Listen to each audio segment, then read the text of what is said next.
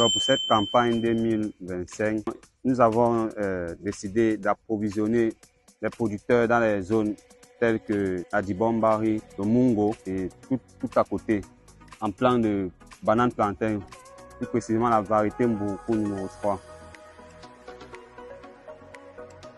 Nous sommes à une étape importante de la production des plantains pif qui consiste à calibrer.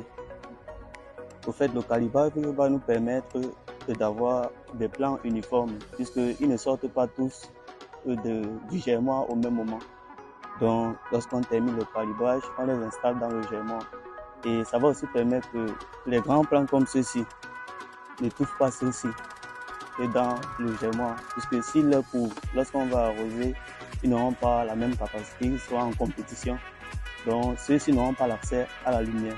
Déjà, avant l'insertion des plants dans le propagateur, on débarrasse les rejetons des nématodes, donc des attaques de nématodes.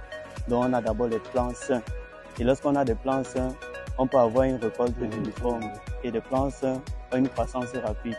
Déjà, si on met un plant le premier mois en terre, on peut déterminer dans combien de mois on peut récolter et on aura une récolte uniforme. Ça, ce sont les jeunes plantunes que nous avons sevrées. Et on sève à partir de 3 feuilles. On peut observer ici. À partir de 3 feuilles. Les plants sont là prêts que sevrés pour les mettre en sachet, pour le piquage en sachet. Après avoir sévré les plantunes, je suis en train de remettre les explants dans le propagateur. Le sevrage, c'est une méthode qui consiste à séparer les plantunes sur le plan mère. La méthode de pif est une technique de multiplication de bananes plantain qui consiste à l'aide d'un seul rejet, d'avoir minimum 10 à 100 plants. Si nous n'avons pas encore sévré. Ah, ça c'est ceux qui ont été sévrés. Oui. Ce sont les plants sévrés. Oui, ce sont les plantines.